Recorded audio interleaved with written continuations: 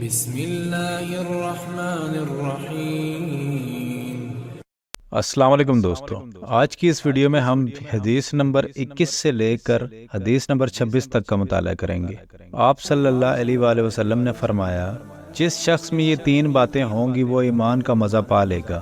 ایک یہ کہ وہ شخص جسے اللہ اور اس کا رسول ان کے ماسوا سے زیادہ عزیز ہوں، اور دوسرے یہ کہ جو کسی بندے سے محض اللہ ہی کے لیے محبت کرے، اور تیسری بات یہ کہ جسے اللہ نے کفر سے نجات دی ہو، پھر دوبارہ کفر اختیار کرنے کو وہ ایسا برا سمجھے جیسا آگ میں گر جانے کو برا جانتا ہے۔ حدیث نمبر 22۔ آپ صلی اللہ علیہ وآلہ وسلم نے فرمایا، جب جنتی جنت میں اور دوزخی دوزخ میں داخل ہو جائیں گے، اللہ پاک فرمائے گا، جس کے دل میں رائی کے دانے کے برابر بھی ایمان ہو، اس کو بھی دوزخ سے نکال لو۔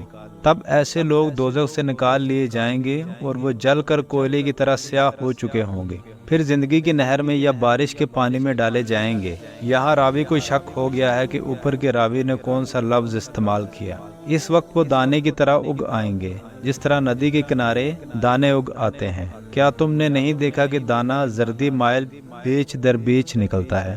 وہیب نے کہا کہ ہم سے عمروں نے حیا کی بجائے حیات اور خردل من ایمان کی بجائے خردل من خیر کا لفظ بیان کیا۔ حدیث نمبر 23۔ رسول اللہ صلی اللہ علیہ وآلہ وسلم نے فرمایا کہ میں ایک وقت سو رہا تھا، میں نے خواب میں دیکھا کہ لوگ میرے سامنے پیش کیے جا رہے ہیں، اور وہ کرتے پہنے ہوئے ہیں، کسی کا کرتا سینے تک ہے اور کسی کا اس سے نیچا ہے۔ پھر میرے سامنے عمر بن الخطاب لائے گئے، ان کے بدن پر جو کرتا تھا اسے وہ گھسیٹ رہے تھے، یعنی ان کا کرتا زمین تک نیچا تھا۔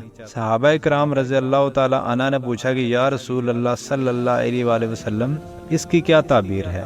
آپ صلی اللہ علیہ وآلہ وسلم نے فرمایا کہ اس سے دین مراد ہے۔ حدیث نمبر 24۔ ایک دفعہ رسول کریم صلی اللہ علیہ وآلہ وسلم ایک انصاری شخص کے پاس سے گزرے، اس حال میں کہ وہ اپنے ایک بھائی سے کہہ رہے تھے کہ تم اتنی شرم کیوں کرتے ہو؟ آپ نے اس انصاری سے فرمایا کہ اس کو اس کے حال پر رہنے دو، کیونکہ حیا بھی ایمان ہی کا ایک حصہ ہے۔ حدیث نمبر 25۔ رسول اللہ صلی اللہ علیہ وآلہ وسلم نے فرمایا، مجھے اللہ کی طرف سے حکم دیا گیا ہے کہ لوگوں سے جنگ کروں اس وقت تک کہ وہ اس بات کا اقرار کر لیں کہ اللہ کے سوا کوئی معبود نہیں ہے، اور یہ کہ محمد صلی اللہ علیہ وآلہ وسلم اللہ کے سچے رسول ہیں، اور نماز ادا کرنے لگیں اور زکوٰۃ دیں۔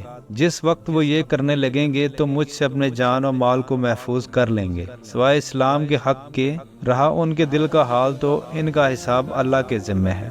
حدیث نمبر 26۔ رسول اللہ صلی اللہ علیہ وآلہ وسلم سے دریافت کیا گیا کہ کون سا عمل سب سے افضل ہے؟ آپ صلی اللہ علیہ وآلہ وسلم نے فرمایا، اللہ اور اس کے رسول پر ایمان لانا۔ کہا گیا، اس کے بعد کون سا؟